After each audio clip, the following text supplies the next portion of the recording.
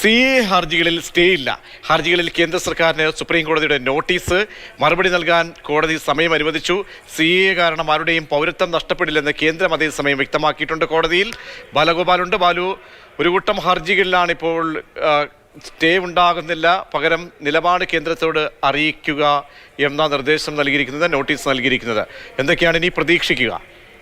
ഈ സ്റ്റേ ഇല്ല എന്ന് നമുക്ക് പറയാൻ വേണ്ടി കഴിയില്ല. കാരണം സ്റ്റേ ആവശ്യത്തിലാണ് ഇപ്പോൾ സുപ്രീം കോടതി കേന്ദ്ര സർക്കാരിന്റെ നിലപാട് ആരാഞ്ഞിരിക്കുന്നത്. കാരണം സ്റ്റേ ആവശ്യം സുപ്രീം കോടതി തള്ളിയിട്ടില്ല. മറിച്ച് നിലവിൽ ഈ കാര്യത്തിൽ ഒരു സ്റ്റേ ഉത്തരവ് പുറപ്പെടുവിക്കുന്നില്ല എന്ന് മാത്രമാണ്. സ്റ്റേ ആവശ്യം പുറപ്പെടുവിക്കണമെന്ന ഹർജിക്കാരുടെ ആവശ്യത്തിലാണ് കോടതി ഇടപെടാത്തത്. മറിച്ച് ഈ സ്റ്റേ സംബന്ധിച്ചുള്ള കാര്യത്തിൽ കേന്ദ്ര സർക്കാരിന് നോട്ടീസ് അയക്കുകയും 3 ആഴ്ച, അതായത് ഏപ്രിൽ 8 മറുപടി നൽകാൻ വേണ്ടി നിർദ്ദേശിക്കുകയുമാണ് ഇപ്പോൾ സുപ്രീം കോടതി ചെയ്തിരിക്കുന്നത്. ഏപ്രിൽ 9 ഈ സ്റ്റേ ആവശ്യം സംബന്ധിച്ച് വിശദമായ വാദം കേൾക്കുവാനും സുപ്രീം കോടതി തീരുമാനിക്കുകയും ചെയ്തിട്ടുണ്ട്.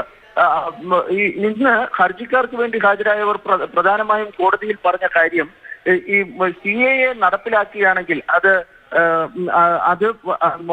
അതുവഴി പൗരത്വം നൽകുകയാണെങ്കിൽ അത് തിരികെ എടുക്കാൻ വേണ്ടി കഴിയില്ല.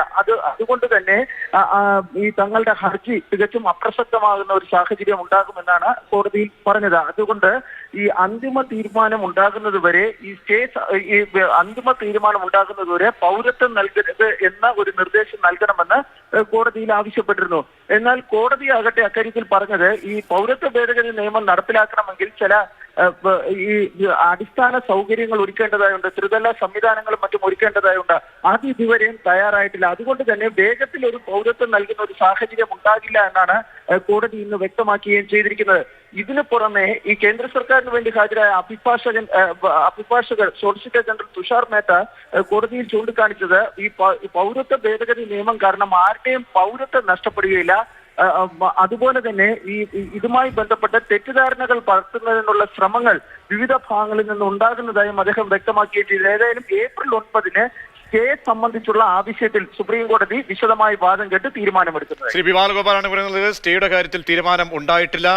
നിലപാടറിയിക്കാൻ ഇപ്പോൾ കേന്ദ്ര സർക്കാരിന് നോട്ടീസ് നൽകിയിരിക്കുകയാണ് സുപ്രീം കോടതി CA വിഷയത്തിൽ.